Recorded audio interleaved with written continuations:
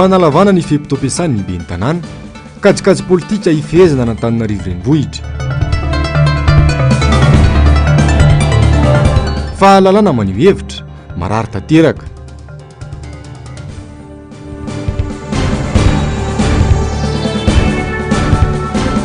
Tiky i Madagasikara mitony ny tolona hametrana ny tanintany-dalàna hoy ny filomaharika Ravalomanana. Sabotsy 17 oktobra janoary 2024 manohitra ny araba tompoko lahy sy tompoko vavy ho antsika rehetra manaraka ny fahitalavitry ny MBS amin'ity hariva ity tonga sondrainao atao anatin'ny fotoana ny fampahalalam-baovao koa dia manasana mampanajana sy ampitiavana tenako anaraka ny vaovao hatramin'ny farany. Ny lafim-baovao politika avy hatrany miantso ny malagasy rehetra mba hisoratra sy anaramaso ny anarany ao anatin'ny lisam-pifidianana ny filomaharika Ravalomanana androany nandritra ny fiampanarabana teo amin'ny sy ny mpitarika ny antokotima manerana faritany misy eto Madagasikara no mafisiny fa fifidianana manakaiky vahoaka ny fifidianana manaraka eto koa tsy tokony ho atao ambanin-javatra mihitsy izany fanadihadiana nataony Germain Menjanahary sy Manora Andriamalala. Manana tanjona mazava isika dia ny anavitra ny vahoaka malagasy ao anatin'izao fahantrana izao. Iaraha mahita ny zava-misy eto amin'ny firenena, fa mampiseho ny fahalatsahan'ny firenena ao anatin'ny antsana mangitsiko ny fahampotehana sy ny faharavana ary fahantrana lalina ho an'ny vahoaka malagasy. Izany no antony atrehantsika ny fifidianana manakaiky vahoaka rehetra manaraka eo. Io no nambarany filomaharika Ravalomanana tamin'ireo mpitarika ny tim manerana any Madagasikara androany teto faravohitra. Falya, tena falya miarabanareo rehetra. Ianareo avy lavitra ary faly ihany koa miarabanareo rehetra tratra ny taona vaovao 2024 ary mirary koa raha mirary mba ho taona soa, ho taona tsara ho antsika menakavy, ho taona hitondra fanambinana ho antsika menakavy ary indrindrindrindra taona hitondra fandresena ho an'ny tokontsika ny ty taona ty. Raha mahay ireo mahirin'ireo tsika fa matahotra nareo satria anavatra amin'ny firenentsika tsy maintsy mezaka be tsika mamatatra an'izany ka ianareo zany ianareo zay mametraka fanontaniana dia mbola iroso amin'io ihany tsika diso zany. Taloha tsika tsy niroso araka le nirazainy pasteur teo satria ny tena tsy tia lahatra aminazy hoe tsy manara-dalàna tsy manaraka voalazany lalam-panorenana satria hoe olona tokony mizaka ny zom-pirenena malagasy no afaka mirosaka. Zay ny fanarahany. Zay ny nandoavanay caution hoe zaho candidat satria olona tokony mizaka ny zom-pirenena malagasy dia manao fifidianana malalaka madio mangarahara eken'ny rehetra. Zay ny fanarahany. Nefa tsy zay izy fa fifidianana mitongilana, mpitondra mitongilana, mpikirakirany fifidianana tsy milaza ny tena izy marina. Intelo zay tany amin'ny ACC milaza hoe omeo anay ary. Zay C11 omeo anay ary ampirofo fa manana n'ilay nationalité malagasy azy fa tsy nariny. Tsy hatramin'izao. Izy nanao sinoy azy. Ary tena ilazako aminareo koa fa tsy le hoe ho président mamaika fa tena anarina an'ity firenena ity mba anara-dalàna tsara. I Madagasikara no lasa lesona ho an'ny firenena afrikanina rehetra amin'ny fametrahana ny tanintany-dalàna tamin'ny alalan'ny hetsika fotsy izay nataon'ireo vondrony kandida ho hiatran'ny filomaharika Ravalomanana. Fandresena ho antsika ny fijoroana natao ho fametrahana ny tanintany-dalàna na dia mbola tsy tanteraka azy izany ho antsika. Ohatra kaiky ny zavantranga atao ho Senegal ireny. Dia nataony ohatra ireny hoe Karim Wade, zanaky président Wade. Vao nahitana antsika taty dia nararaka daholo ny any Afrika. Dia ohatran'izany koa ngamba ny any Congo na ny amin'ny faritra ireny. Fa ny tena loza dia hoe isika ty milaza ohatran'izao nefa ny zavatra ataon'ny sasany ery hafa. Dia manjary zay ny avao koa tsy maintsy mampiseho modèle sika ty Afrika. Vita tsika ny aina niaraka tamin'ireo afrikanina ireo dia 720 isan'ireo. Malala tsara hoe reto ny président taloha. Mafantatra ihany tsy hoe inona ny toerana misy an'ireo an'ireo. Zao tsika malala hoe avy any Madagasikara na tonga le hoe raha tsy mizaka ny zom-pirenena manana nationalité azy akena intsony. Tarao zany. Zay ny antony. Mazava ny baiko ho an'ny mpikaroka rehetra dia ny azahoana ny maro anisa na ben'ny tanàna izany na solombavam-bahoaka ho an'ny antoko. Mila mifantoka amin'izany avokoa ny mpikatroka tima rehetra sy ny vahoaka malagasy resy lahatra amin'ny vinany antoko ho hiatran'ny filomaharika Ravalomanana. Koa dia tsy maintsy miomana zany hiatrika ny fifidianana ho avy isika. dia fifidianana communal sy ny législative efa mandeha ny resadresaka any amin'ny volana me eo farapara amin'ny volana me ny tanjona dia ny azahoantsika maroanisa eny amin'ny anteny meram-pirenena sy ny azahoantsika be ny tanàna ho maroanisa koa amin'ny commune lehibe misy eto Madagasikara. Noho izany a tokony atsahina atoka malagasy hiavana satria tena tsapa fa tena tafasaraka tanteraka noho ny tsy fisiany fifampatikisana ny malagasy tena rava tanteraka mihitsy tsisy tsy ny fifampatikisana dia samy maka ho azy hoporofotsika zany koa ny firaisan-kinatsika hoporofotsika mihitsy fa tena mirahintsika ary olona mahalala tsara ianareo. Miantso ny malagasy rehetra mba hisoratra sy anaramaso ny anarany ao anatin'ny lisam-pifidianana noho izany ny filoha Marc Ravalomanana. Fantatra mantsy fa efa misokatra izany eo anivon'ny fokontany ary hifarana ny 15 ny volana febroary izao. Dia entanina zany ny olona mba hisoratra anarana, entanina mihitsy izy hoe mba andana aloha misoratra anarana fa soa ny firenentsika io, soa ny tokantranonao io, aza matiny zay hoe dia atezerana kely sy an'ireny faharoa tsara ny toromarika. Fa izaho mihitsy name toromarika hoe zava-dehibe ny fanentanana ny vahoaka andeha hisoratra anarana aloha. Zay ny etape voalohany, zay ny premier pas voalohany. Rehefa misoratra anarana izy dia hita ny daholo izy dia marina indray rehefa avy eo. Satria tsy azo ataony ninona intsony rehefa tapitra ny 12 febroary. Fanahin'indry zareo mihitsy tsy nilazana an'izy io mialoha. Tokony efa nentanina izy io tamin'ny 2021 tadidiko tsara 1er octobre tamin'izay. Tamin'izay dia hoe mba entanina ny olona dia nandeha be ilay fanentanana. Amin'ity zany tsika ray volana sisa. Dia izay fotsiny tena afatra menanareo. Hiatika fifidianana tsika isinina. Ka raha ohatra tsy voasoratra ao ny anarany tsy azo ataony ninona intsony izy efa avy eo. Tsangan'olona fotsiny sisa. Ny fanarahana toromarika sy ny firaisan-kinana vahoaka malagasy rehetra ihany no ahafahana manatratra ny tanjona dia ny fametrahana firenena vanona sy matanjaka. Vahoaka malagasy mandry fahalemana afaka mitsabo tena raha marary ary ampisakafo no tanjona ho hiatrany ny filoha Marc Ravalomanana. Fa tsy mifarana ny tolona ho fanarenana any Madagasikara raha tsy efa tafapetraka eto ny tany tandalana ho hiatrany ny filoha Marc Ravalomanana tamin'ity androany ity. Tsy azo tazam-potsiny izao zava-misy mampahory ny malagasy izao ho hiatrany ny nambarany Germain Menjanary sy Manora Andriamalara. Tsy azo ekena velively ny fikasana ametraka fanjakana tsy refesy mandidy eto amin'ny firenena ary tsy azo ekena ny fanaovana tsindry azo lena ny vahoaka malagasy manoloana ny fahoriana mahazo azy ary ny tsy fanajana lalàna ka ametrahana ny tsy fanajana demokrasia hoy ny filoha Marc Ravalomanana. Vahoaka manana ny hasiny sy ny ajany ny malagasy koa tsy azo ferany ny mety hofitrorana raha toka mitoy izao zava-misy izao. Ho any an-tokotima dia mazava fa mitoy ny tolona ho fanavotana ny vahoaka malagasy sy ny firenena. Ho fanovizana ny tolona, noho ny tolontsika amerenana Madagasikara ho fanjakana tandalana, zay le teny teo.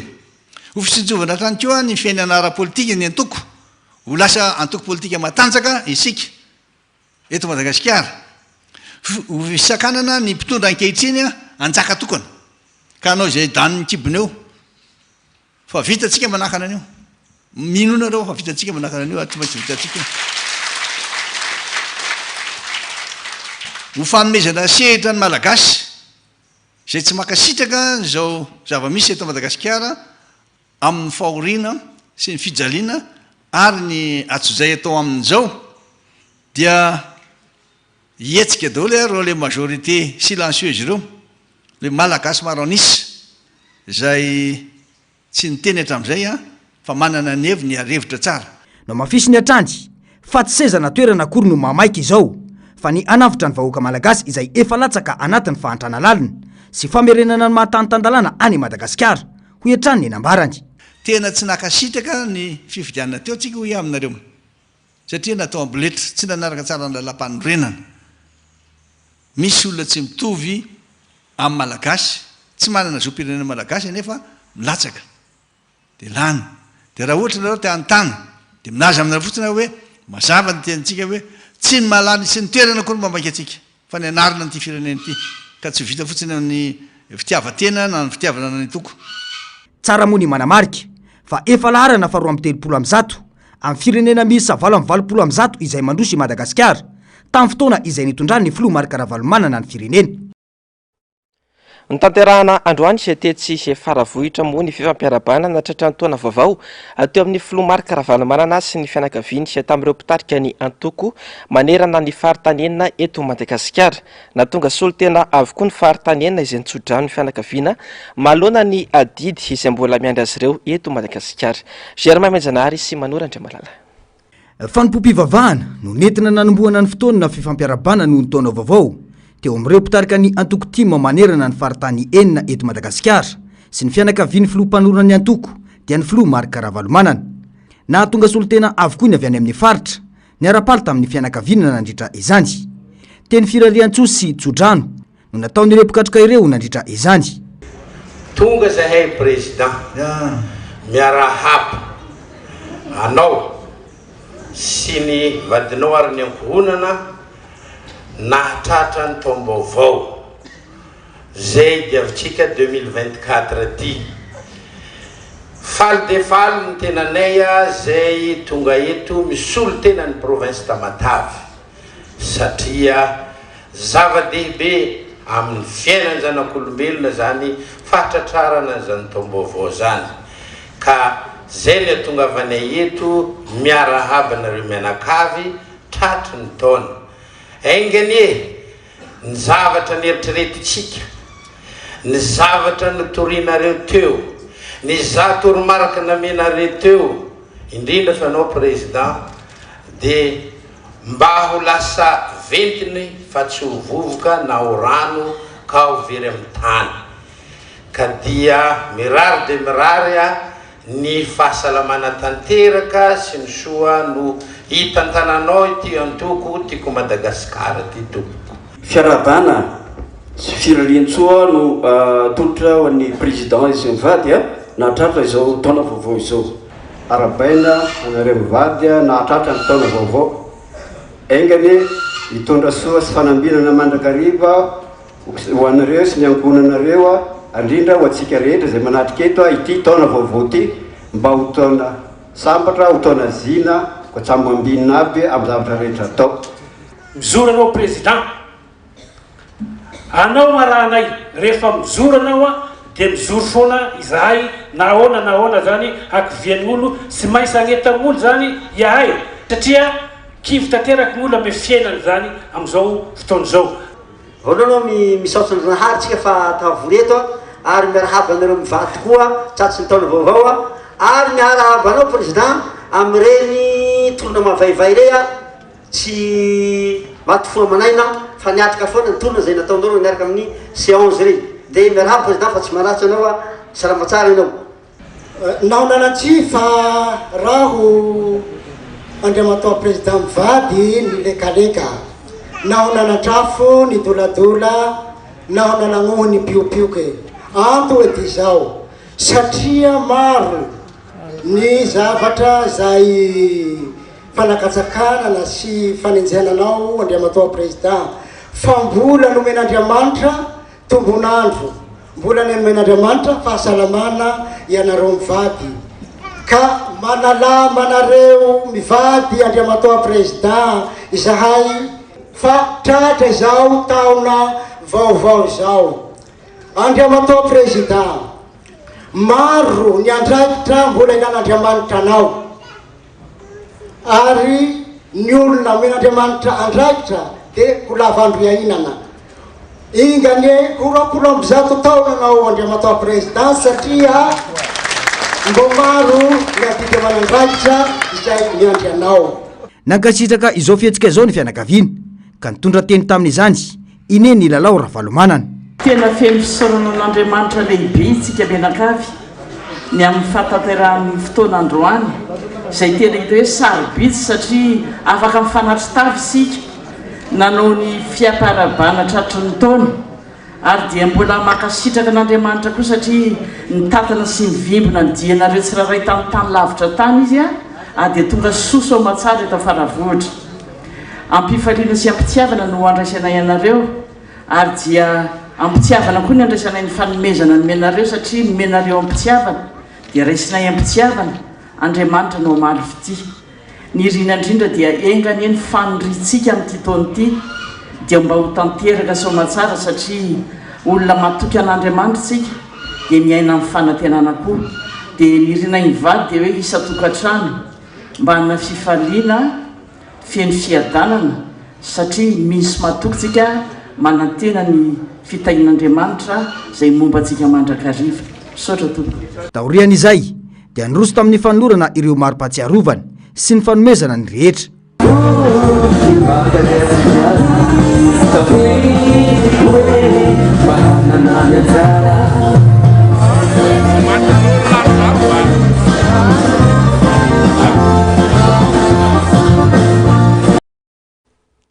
Fa miaina tanteraka ao anaty efasaranana ny vahoaka malagasy amin'izao fotoana izao, mahatsapa ho tany lavitra andrina ireo malagasy monina any amin'ny faritany araka ny fanadihadiana nataony Germain Manjanary sy Manora Andriamalala. Ny tsy fahazahoana vaovao marina, ny tsy fandriam-pahalemana manjaka toy ny fanafiana amin'ny tambasy sy ny fanapahan-doha etseroa, ny fahasimbany ankamaroany ireo fotodrafitrasa toy ny tohodrano sy ireo lalana, santionany amin'ireo olana sedrain'ireo malagasy miaina ivelana Antananarivo. Tantsanina ankamaroany malagasy saingy atao tsinotsino ireo maro anisa ka dia mahatsiaro ireo asa fanamboaran-dalana sy fikojakojana nataony fitondrana Ravalomanana nanomboka ny taona 4 ka hatramin'ny taona 20 ho ireto mponina avy any amin'ny faritra. Manao izay tiany atao aka ny teny mpanoratra ny avanaga-manatoanina dia manjaka ny be vola sy ny be vava eto Madagasikara.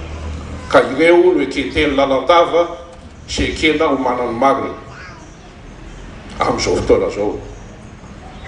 Tonga moa ty fotoana hiatrehana ny fividianana ho avy tsy mitaritana mepaka izahay fa volona satria tsy maintsy ravana zao trano atao hoe trano gasy zany Madagasikara, trano vazaha zany misy eto feno lavabolavo sy ireny totakely ka dia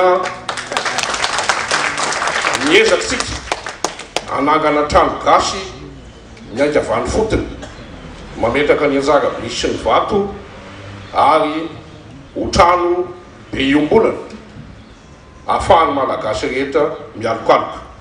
Moky ahay moky le fitondrana tamin'izay satria sisy mangirany ny fiainan'olo nagnatena n'olo zany fa mba hivoatra fiainan'olo zany amin'ity ary nagnatenanao zany n'olo tevakaindrano tany kanefa amin'izao fotoana zao zany dia kivy tanteraka olo satria ambola le namoky anazy ihany koa ny mitondra anazy amin'izao fotoana zao. Zay zany tena mahakivon'olo hoe dia sisy mangirana misy zany ty fiainan'ity satria olo lazaina hoe moky mahamoky indray nambola mitondra amin'izao fotoana zao dia kivy n'olo. Mijaly amin'ny resaka rano any resaka lalana nahita zahay fa tena ratsy tena ratsy. RN7 zay namboarinao taporombe hany ny farany tsara amin'iny RN7 iny. Alaitsika ohatry avao tapanay atsimo misy ny Bamangoky voafitaky ny tantsaha-pamboly ao fa zinara amin'olo tany indreo iny tanimbary fambolendreo vary zany. Aminay ao président amintsika longo iaby isan'andro mahare olo tapadoha, isan'andro mahare olo atao kidnapping. Faratampony aminay mbotsy azy avaratry ato Anjozorobe moa mbotsy io lakolakony io aminay Menabe ao vadina miaramila amikany miaramila amorondava eo tamin'ny 4 andro lasa vady amanjanany nalaindreo agnaty tragnony eo ny kidnapping eo 4 andro lasa angamba zay proof fa lakolakony Anjozorobe aminay ao. Zaho misafa amitsika zao talohan'ny élection le 20 nanomboka le 28 octobre zakavy 7 novembre impito nampanafia dahalo impito lasa ngomboronjato maty dabla raiky zay vonijany be raha gasakasatsika io lalana RNN bis io zao herinandro olona ny alalatsinainy lahady vao tonga ty Tananarivo zao kidnapping président tena magnadara misy ny kidnapping any aminay misy ny tsy fandriam-pahalema leo an-tapo-tanànany Maintirano. Fa na ny fagnanovana ny refond ny ralina mandeha amin'izao io dia efa nanomboka ary amin'ny Desambra tsisy fanentanana an'io akagny amin'ny Vatomandry akagny fa dia zay zany hoe maregny mahazo an'le toromarika sy ny filazama avy amin'ny aina amin'ny réseaux sociaux dia magnaraka ny zavatra rehetra voalaza ireo radio satria agny tsy misy radio avy amin'ny mpanohitra fa ny RNM sy ny TVM ihany no misy agny fa agny amin'ny réseaux sociaux no agnarahany an'ireo station mampiely ny vaovao rehetrarehetra.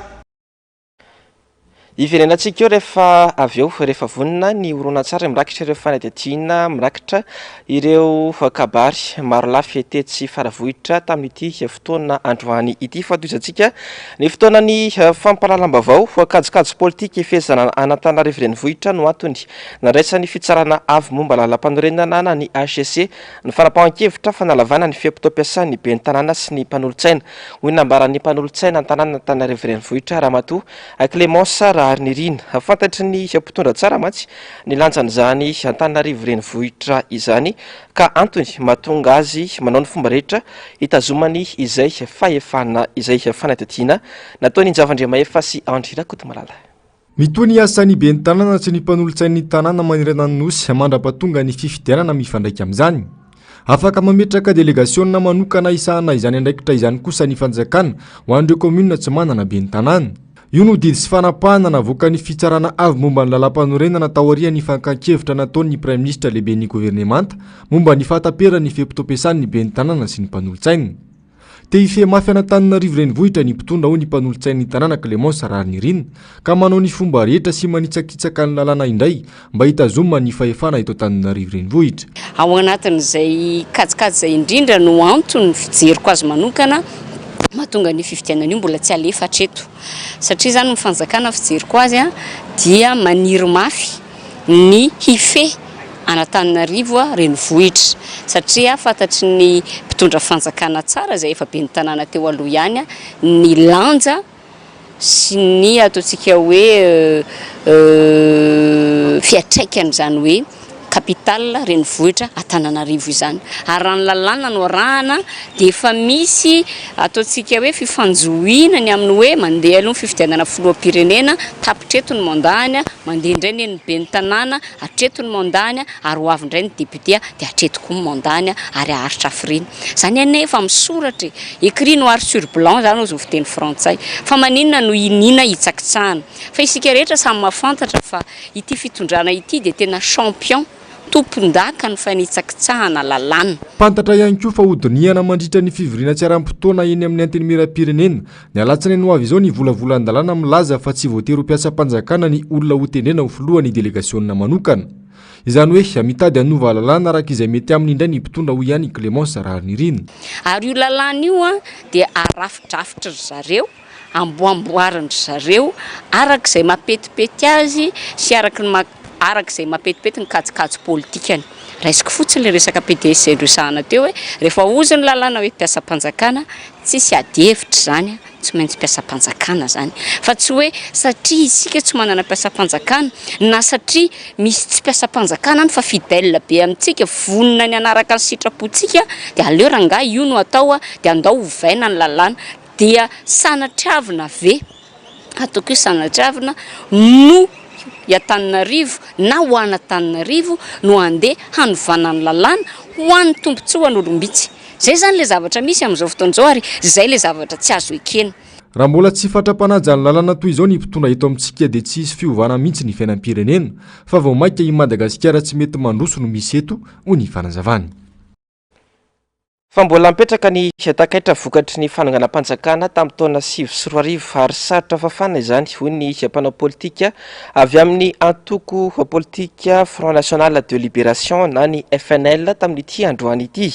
12 taona teoriana mbola miaina ny vokatry izany fakana fahefana tan-kerisetra izany ny vahoaka malagasy mbola tsy nisy koa hatramin'ny androany ny fanorenana azon'ireo ravafananana tamin'ireny fotoana ireny. Fanadihadiana nataony Onjalalaina Ranavimanana sy Andry Rakotomalala. 12 taona aty aorian'ny fanonganam-panjakana nataony volomboasary tamin'ny taona 2024 tsy mety tafarina ny firenena tsy nitsahany totongana ny fiainana malagasy nandritra izay 12 taona izay. Ny vahoaka mizaka ny vokatry ny fanonganam-panjakana Ireo mpitarika kosa migoka ny tombontsoa manokana azony vokatry ny famotehana firenena hoy ny mpanao politika iada avy amin'ny antoko Front National de Libération na ny FNL. Ny ena koa ireo mpampiasa vola tonga teto amintsika vokatry ireny zavanseho tamin'ny taona 2024 ireny. Isan'ny antony nahatonga ny fitotongana ny toekaren'ny firenena. Mipetraka ho takaitra mafy be ho an'ny firenena ilay izy. Tsy vitany hoe ireo very fananana sy potika fananana tamin'izany fotsiny no sahirana ankehitriny satria mbola tsy nahazo ny tokony ho fanoherana an'ireny zavany ireny. Ny firenena koa dia mizaka ny tserany aina vokatry ireny zavatra ireny satria fataro tsara fa ny firenena no tsy maintsy handoa ny vola rehetrarehetra sy ny fahavoazana rehetrarehetra tamin'ireny ary ny vokatry ny tsy fiasana sy ny fampitehan-javatra fahaveresana azy vokatry ireny dia ny firenena no jiogazy ankehitriny. Ny hevitra ny tondrana n'ilay fisin'ilay asa ratsy moa dia hoe hanavotana ny firenena kanefa dia izao iarahantsika izao fa tena vao maika rendrika tanteraka ny firenena satria niteraka tsy fatokisana ho an'ny mpampiasa vola eto Madagasikara ireny zavatra ireny satria aza adino fa olona nampiasa vola no potika tamin'ireny ary dia tsapany teo fa tsy misy mihitsy zany garantie d'investissement zany eto Madagasikara satria nefa potika teo ary tsisy solony. Fiarina amina miliara maro, tranombarotra sy orinasa ampolo maro no simba tamin'ireny fotoana ireny. Malagasy an-tapitrisany no fongana tanatin'ny 2 minitra amin'ny fidiram-bolany. Tsy vitsy ny fianakaviana nivelona tamin'ireny fototra-avitrasa simba sy potika ireny no mbola mitondra takaitra ankehitriny. 12 taona ty aoriana, mbola tsy nisy ny fanonerana nataon'ny fanjakana ho an'ireo olona rava fananana tamin'ny taona 2024. Nandray anjara feno ary tompon'antoka tsy afa-miala tamin'ireny herisetratra tamin'ny taona 2024 ireny ny mpitondra amin'izao. Namela takaitra sarotra fafaina ho amin'ny malagasy sy ny firenena ny fanonganam-panjakana niseho tamin'ireny fotoana ireny hoy hatrany ny mpanao politika iada. Io amin'izay lafim-bavoan'ny politika izay hatrany afantoka amin'ny zavatra iray ny olom-pirenena ka tsy afaka ikofoka sy itendry manoloana ny zavatra iainany. Fomba fiasan'ny fitondrana anam-pianam-bava sy andinana ny saim-bahoaka ny fampiakarana matetika olona eny anivon'ny fitsarana hoy ny antoko politika madio tamin'ity androany ity. Vohitsakitsaka ihany koa ny demokrasia ahafahana mametraka ny antsoina hoe fanjakana tsy refesy mandidy hoy ny fanazavana araka izao tatim-pavaona ataon'ny Ando Miaratena sy Tahirinena izao. Mandrinika ny fananjana ny zo afaka maneho hevitra sy miteny eto Madagasikara tao anatin'ity fitondrana ity. Fanampenam-bava raha matahory ary fanangadriana no tena kapoaka noho ny tahotra. Tranga izay mampiemotra ny olona asa hijoro sy lazany marina. Le izy toa dia tsorina hoe tahotra satria ny fantatritsika aloha amin'izao dia ny eny amin'ny tontolon'ny fitsarana mbola manjaka ny kolikoly. Ny dikan'izany izay manam-bola be sy izay mahitahita be no manana ny rariny eny amin'ny fitsarana. Ka ho anay izay mpanohitra aloha dia tsy anisan'le hoe manam-bola be na mahitahita be fa ny anay tena hoe hevitra no avoaka dia ady hevitra koa no hevitra ihany koa no edivana dia sarotsarotra aminay zany no tena hoe hiady eny amin'ny fitsarana. Mibahana ihany koa ny fanodinana saim-bahoaka amina raharaha iray ka tsy ahafahan'ny olom-pirenena mifantoka amin'ny zavatra iainany izay tsy mandeha amin'ny laoniny. Anisan'ireo ny fampiakarana fitsarana matetika ireo gadra politika.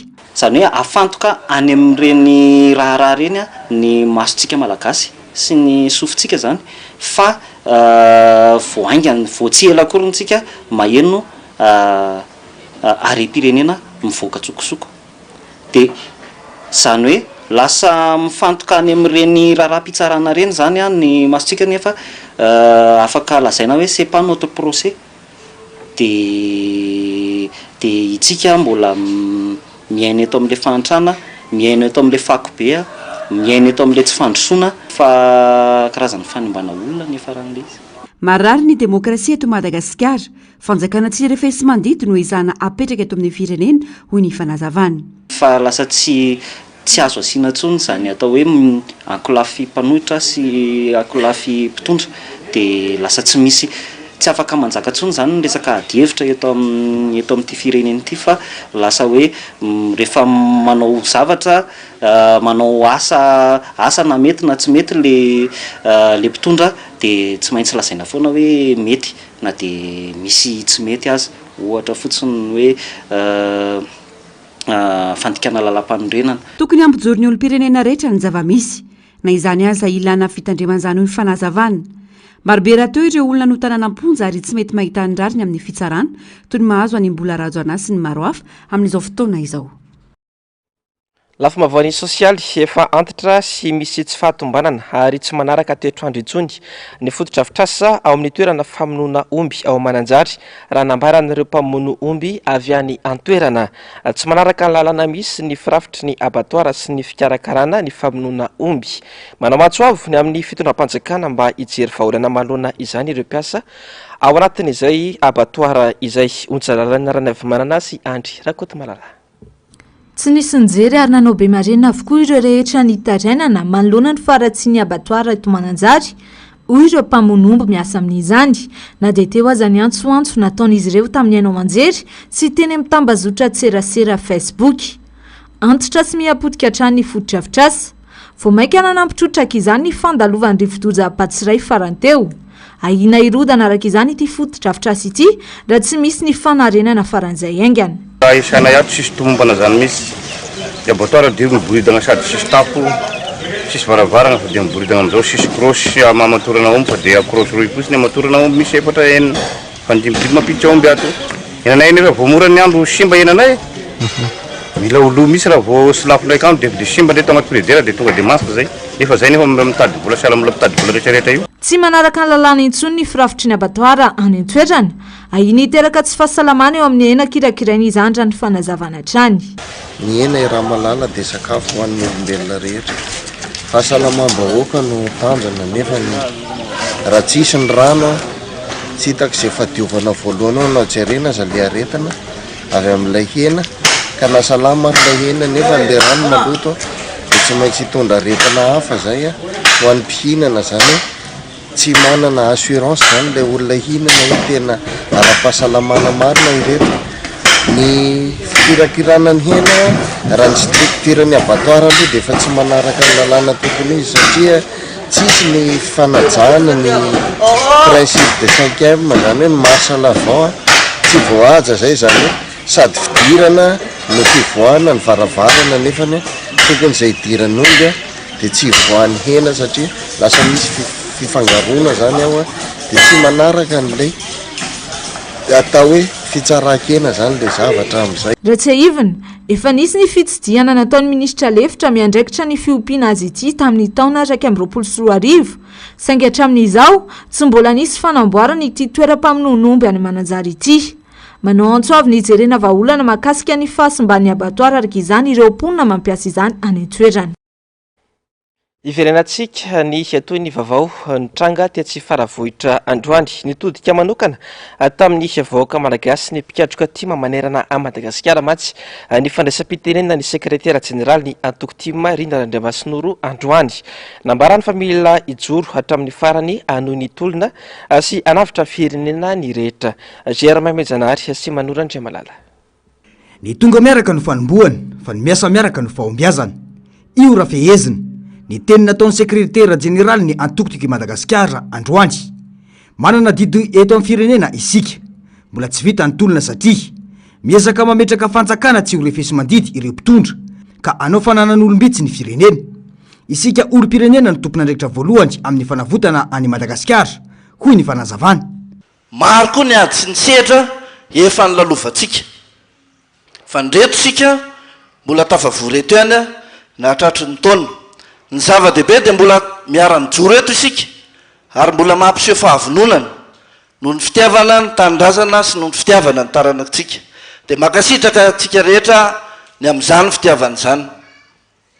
Na dia maro raha ny lalana nataontsika na maro ny adiny atrehantsika dia eto dia mbola samy laza hoe mbola tsy vita ny tolona ary tsy manana zohy itsika hijanona tsy hanohy ny tolona fa tsy maintsy mijoro raha mbola manana fofinaina koa isika dia tsy maintsy mijoro ho an'ny taranakitsika hamita an'izany tolona izany.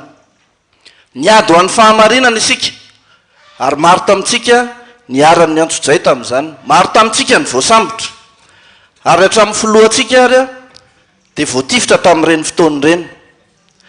Tsy nanao fifidianana isika, nanantena ary nitaky, nanantena isika fa mba hisy aino nanateny sika fa mba hisy anam-panahy nanateny sika fa mba hisy eno ny feon'ny feritreretany ihany ka mba hijoro amin'ny fahamarinana eto amin'ny firenetsika kanjo ny zava-misy ny zavatra miseho dia hitantsika hatrany any amin'ny boletra tiatsika any Antokotimina tiatsika Madagasikara tiatsika ny taranakitsika noho izany dia tsy maintsy mijery ny paikady vaovao rehetra sika ahafahana manohy ny tolona efa nyteny ny filohantsika fa hiroso amin'ny fifidianana isika mbola manana fotoana sika anomanana an'izany fifidianana izany lalana iray anohizana ny tolona efa natomboka ny fiatrehana ny fifidianana ho avy manaraka eo ho etrany ny fanazavana mila miomana amin'izany ny vahoaka malagasy tonga saina ka mitako fiovana eto amin'ny firenena tsy ny ampandesy ny kandida atsika akory ny zava-dehibe fa lalana anankiray anohizantsika ny tolona ary lalana anankiray atratrarantsika ny tanjona fampijoroana ny fahamarinana ny firosoantsika amin'ny fifidianana ka aoka sika samy homana aoka sika hanao zava-dehibe an'izany fiomanana amin'ny fifidianana izany etany ny olona andray anjara feno amin'ny fiainam-pirenena etany ny olona andray anjara feno amin'ny fiomanana amin'ny fifidianana ary indrindra etany ny olona hijoro hiaro ny safidy amin'ny fifidianana io efa nyresahana teo fa mbola misokatra ny ralina hatramin'ny 15 février andao isika hiaraka anamarina ny anarantsika ao anaty lisy mpifidianana andao isika hanentana ny olona rehetra aloha hisoratra anarana ao anaty lisy mpifidianana satria raha tsy ao anaty lisy mpifidianana tsika tsy afaka haneo ny safiditsika nanaiky ny safiditsika ny olona tsy nandeha mifidy teo ary nanaraka ny toromarika fa araka ny tatitra rehetra teo a tsy afa-po isika raha tsy maneo ny safiditsika amin'ny fifidianana noho izany miezaka isika mba hanao zay ampandresantsika ao anatin'izay fifidianana izay misy ny toromarika efa nomeny ny filoha teo mbola isy ny toromarika rehefa avy eo a ary mbola ho ampitainantsika miandalana ny toromarika amin'ny fotoana mahamety azy fa ny anetana ny farany dia ny hoe vahoaka tapitrisany maro ny miandrandratsika tiako Madagasikara miandrandra ny filora valomanana ary miandry ny famonjena azy a satria ao anatin'ny fahasahiranana feno aoka sika tsy raviravy tanana aoka sika hijoro hatrany ary aoka sika hijoro hatramin'ny farany amin'ny fahamarinana mba hampijoro ny fahamarinana eto amin'ny firenetsika nisaotra manokana ny filoha Marc Ravalomanana izay filoha mpanorany Antoko noho ny fijoroany amin'izao tolona izao ny sekretera jeneraly ny Antoko miantso ny mpikatroka rehetra sy ny vahoaka malagasy ny tenany anaraka antsakany sy andavany ny toromarika omeny ny filoha Marc Ravalomanana io mbola voageja tanteraka ny vahoaka malagasy sy ny firenena ankehitriny io kosa ny solombavam-bahoaka Fetra Ramozafimolona androany raha nitondra teny ireo solombavam-bahoaka avy amin'ny Antoko tiako Madagasikara no mafisy ny famitaka andraikitra avy amin'ny vahoaka malagasy izao zava-misy eto amin'ny firenena izao Germain Menjanary sy Manorandre Malala kobaka ambava ny filazana fa tany maleo teny Madagasikara ankehitriny hoy ny solombavam-bahoaka Fetra Ramozafimolona miaina anatin'ny teritery ny vahoaka malagasy ampanjakaina ny rahamatahora mba ampanginana ny fahamarinana ho hatrany ny nambarany efa raha mahita ny zava-misy eto amin'ny firenena fa saritsariny sarinady no atao eto saritsarina fahafahana ny misy eto saritsahana fahalalahana amin'ny teny saritsarina politika fampandrosoana ny misy eto fa ny tena misy eto dia fahantrana tena fampiororona tena hoe fanaovana tantela fadrakina ny repirenena ka mijoro hatrantsika tiako Madagasikara hijoro modely ny amin'ny resaka hoe fanajana fitsipika mba ho tany-tandalana marina le Madagasikara eo président Ravalomanana dia manaraka itsika amin'ny toromarika azy omeny dia manaraka ianareo satria izay nitondrantsika any amin'ny fampandrosoana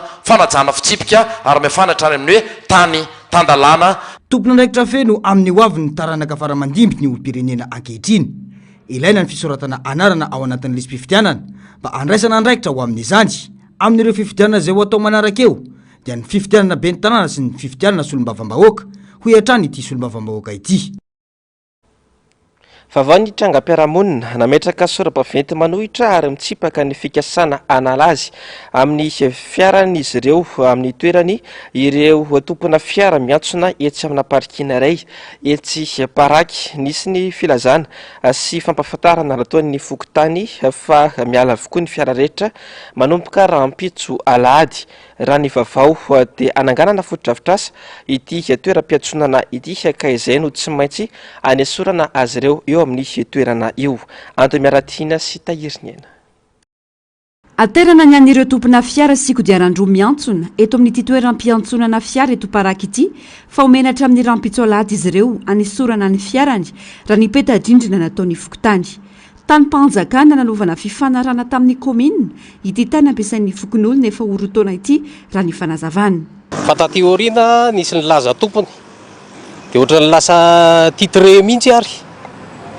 dia mivadika anay atao orinan'izay satria hoe tsy fantatro nakaiza le olona laza tompony a dia nampiantso anay indray ny tao amin'ny komina hoe efa miverina ny komina ity tany ity ka anjaranareo fokotany a no mampiasa azy dia mijereva association a na fikambanana hitatana azy dia taratasy zany nalefa nay tany amin'ny komina tany a fa hatreto aloha zany a mbola tsy mivalina izy hoe tena izay no mitatana azy fa andrazo aloha foana fa zareo nanaiky hoe andray an'lizy nankafaliana na ankaratsiana no ampiasana ity parkina ity tsy manana toerana fiantsonan'ny fiara ireo mponina manodidina toy ny eny Mananjary sy Ouest Mananjary ka eto avokoa no miantsona na ny fiara na ny kodiarandroa manay araka izany izy ireo fa iveriny amin'ny sisin-dalana indray raha isorina eto ny taratasy aloha zany a tsisy tonga aty aminay fa mifokotany mametraka petadrindrina eny tokony hiala amin'izay hoany zay ihany koa zany izy hoe tsisy communication mihitsy eto nefa mba misy mitatana ihany fa tsy hoe zavatra mipetrapetraka fotsiny le izy toy ny amin'ny arabe indray hoe ny tomobile sa ahoana ifanentsika ny komina indray ny ankoatran'izay ihany koa zany a eto mba toerana ivorin'ny olona rehefa hoe amoaka faty a na koa hoe hanao mariazy dia eto miaingy fantatra fanaovana fototra avitrasa ity toerana ity toerana tsy azo eritreretina azo ananganana hoy ny fanazavana fa raha ny fahafantarana azy sarotra anaovana projet ity satria ity station naissance ity a dia efa anisan'ny zavatra tsy mety amin'izay projet zay fa roa manaraka zay ato ambanin'ity any ity dalina be daholo ny ao efa nisy olona nitsirika teto nahita hoe dalina ny ao tsy mety anaovana fotodrafotra azy eto fa asa moa zay ingénieur afaka manao an'izay ihany hafa fa dia mifangatanay fotsiny dia aiza ny ametrahan'ny fanjakana ny reto tomobily reto fanontaniana tokana aiza no ametrahan'ny fanjakana ny reto tomobily be dia be reto farafahakeliny fiara sy moto manodidina ny 20 no miantsona eto ankoatra ireo mpiasa mivelona amin'izany tsy nanaiky ireo voakasika ka nivondrina mitsipaka io fanapahakevitra hiteraka fahaverizana asa sy fanotoinana ny fiainana andavanandro nametraka sora-baventy izy ireo ho marika izany ary miantso fifampiresahana hamana ny olana Favany trangam-piarahamonina izay hatrany mpivarotra manodidina ny 10 eo amin'ny esplanade Analakely no esoriny commune amin'ny toerany fa anamboarana toeram-pivoahana ho an'ny daholobe ny mpivarotra misy ny toeram-pivarotana izy ireo. Tsy nisy fampahafantarana mialoha hoy ny nambaran'ireo mpivarotra fa avy hatrany dia tonga nandrefy teny an-toerana ny mpiasa avy ao anivon'ny commune sy ny BMH tamin'ny andron'ny omaly. Nanamafy ireo mpivarotra voakasika n'ity fanesorana ity fa tsy anaiky hatramin'ny farany izy ireo. Onjalalana ranavy sy Andry Rakoto Malala. Miteraka savorovory eo amin'ireo mpivarotra manodidina ny 10 eo amin'ny esplanade Analakely ny famaritana ny toeram-pivarotana izy ireo nataony mpiasan'ny commune omaly. Raha ny fantatra dia anaovana toeram-pivoahana ho an'ny daholobe ny faritra misy ny toeram-pivarotana izy ireo. Tsy eken'ireo mpivarotra izao fanapakevitry ny commune izao.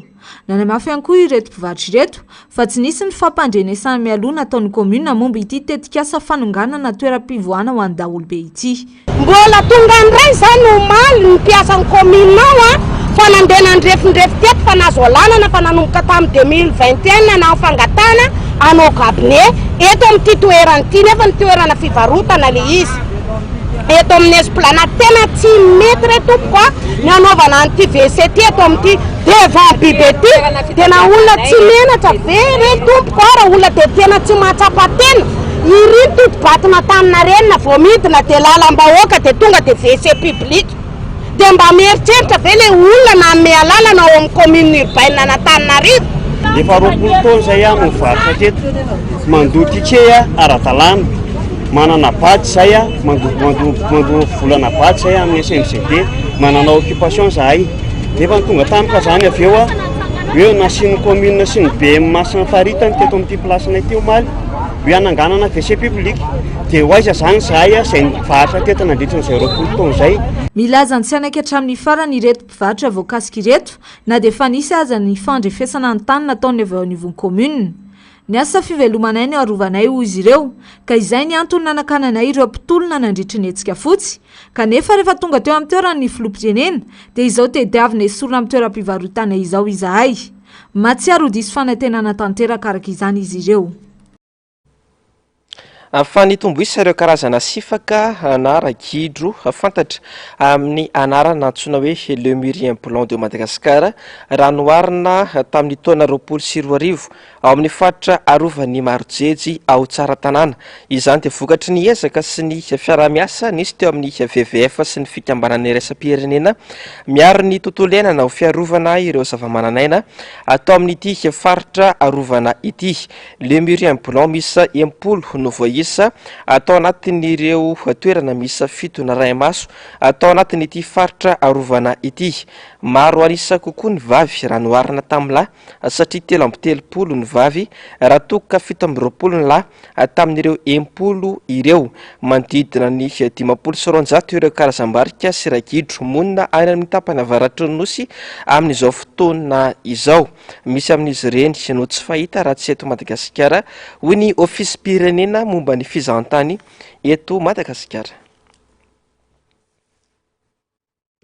Mankalaza ny 100 taona nijoroany kosa ny tily eto Madagasikara nosokafana tamin'ny fomba ofisialy androany ny fankalazana ary itoy amin'ity taona 2024 ity. Novohitra nandritra izany antso nataon'ny filohan'ny komity lehibe ampanazava stily eto Madagasikara miantefa amin'ny fitonam-panjakana ny ampidirana anatin'ny fandaram-pianarana ny soatoavina malagasy. Ando Miaratina sy Tahirinena. Azo eritreretina ny ampidirana ny soatoavina malagasy anaty fandaram-pianarana miangeny amin'ny ambaratonga fototra hatreny amin'ny anjerimantolo hoy ny antsoavo nataon'ny fikambanana mpanazava stily eto Madagasikara androany nandritra ny fankalazana ny fahazato taona nijoroan'ny tily eto Madagasikara.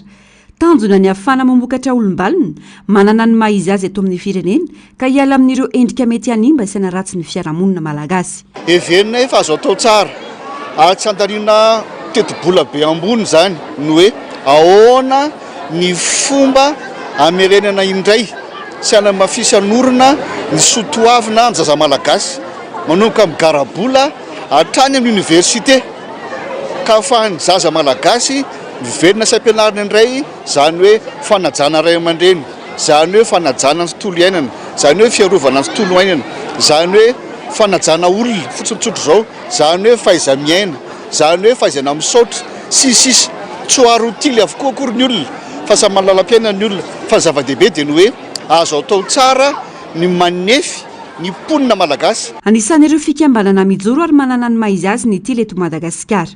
Misehatra amin'ny fanabeazana ankizy, tanora ary olon-dehibe. Miavaka mita amin'ny maro ny olona be azy na ao anaty skoto. Atao hoe fananana an'Andriamanitra sy ny atao hoe fahaizana miaraka, atao hoe fianambondrina amin'ny fitenana azy teo amin'ny skoto. Dia eo ihany koa ny atao fahaizana miaina amin'ny zava-misy, miatrika olona, misy any amin'ny alàna fahavalo hoe mira simitsika ny tily raha sendra sarotra. Arak'izay hoe raha misy zavatra sarotra iainan'ny tilina hoe manjoa ny tily anankiray dia fantany ny ataony ary presque koa ny tily miaina amin'ny atao hoe fahadisompana tenana ny omanana fa tsy fahatanterahale izy. Mahatratra roa alina ny tily amperinasa eto Madagasikara amin'izao fotoana izao. Efa tapitrisany ireo nandalo tao anatin'ny fikambanana tao anatin'ny 100 taona nijoroany. Ankoatra ny fanabeazana, mandray anjara feno amin'ny raharam-pirenena sy asa eny anivon'ny fiarahamonina ny tily. Izy ireo izay mankalaza ny fahazato taona nijoroany amin'ity taona 2024 ity. Araka ny namoronana ny skoto, mizara isaky ny salan-taona ny fanabeazana. Misy ny sampana mavo, maitso, mena fify. Miaingy amin'ny lalàna sy fanekena avokoa ny fanabeazana. Voafaritra ao anaty sinodam-piangonana 10 ny tily eto Madagasikara toy ny FDKM, EM, FTMA ary ny FLM. Mandehana amin'izao herinao izao, tanderao ny fanomponao, ino loha hevitra amin'ny fankalazana ny fahazato taona ny tily eto Madagasikara izay nosokafana tamin'ny fomba ofisialy androany tety Mahamasina. Nalome voninahitra izany ny fianakaviam-be ny tily eto Madagasikara, notroan'ireo filoham-piangonana sy manam-pahefana maro. Nosokafana tamin'ny alalan'ny fanompom-pivavahana izany na raha nivarotra fampiratiana. Tsy izany eo ny hetsika fa itoy mandritra ity taona ity. Anisan'ny lehibe indrindra amin'izany ny lasy-tsôbily atao amin'ny komina fionana ny iray hatramin'ny 5 Aogositra 2024 ho avy izao. Amaranantsika ny vaovao amin'ity androany ity fianakaviana maro any Ukraine no mila fanohanana sy fanampiana eo amin'ny lafiny mahaolona amin'izao fotoana izao vokatry ny ady any antoerana manao fitsidiana any Ukraine ny solitena ny firenena mikambana amin'izao fotoana izao ary nilaza fa betsaka ny fanarenana tokony atao ka anaovana antso fanampiana amin'ny fianakaviam-be iraisam-pirenena fanatitiana Javandriamaefa sy mbola ava tsara. Miantso ny fianakaviam-be iraisam-pirenena hanao ny fanampino an'ireo teratany Ukrainiana lasibatry ny ady any Ukraine ny firenena mikambana na ny ONU. Faritra maro any an-toerana no rava sy simba tanteraka amin'izao ho ny solitena ny ONU izay manao fitsidiana any Ukraine mandritra ny herinandro amin'izao fotoana izao. Misy amin'ireo fianakaviana sasany no tsy manan-kelofana intsony noho ny fahasimban'ny trano firenenan'izy ireo ka voatery mipetraka amina toerana voatokana. Ao anatin'ny vanim-potoana ny ririnina raha teo any Ukraine ho ny fanazavana ka mahatsiaro sahirana ireo fianakaviana tsy manan-kelofana ireo. Mangataka fanampiana mitentina hatramin'ny 3.4 miliara euro amin'ny fianakaviam-be iraisam-pirenena araka izany ireo fikambanana ao anatin'ny ONU sy ny mpiara-miasa aminy mba hanarenana ireo simba sy ho fanavotana aingana ireo mponina any Ukraine. Tapitra ny fotoana ny fampalalam-baovao tompoko lahy sy tompoko vavy soraka ianao nanaraka izany hatrafarany tahaka ny mazatra ny fandarana ahona marina sy ny Global News ireo no fandarana arahinao aorin'izao fotoana ny fampalalam-baovao izao ary aorin'izay kosa ny orona tsara indray amin'seho fa mitondra lohateny hoe Veray Totoa mametraka ny veloma mandrapitafa ho amin'ny alatsinaindray tompoko lahy sy tompoko vavy veloma tompoko.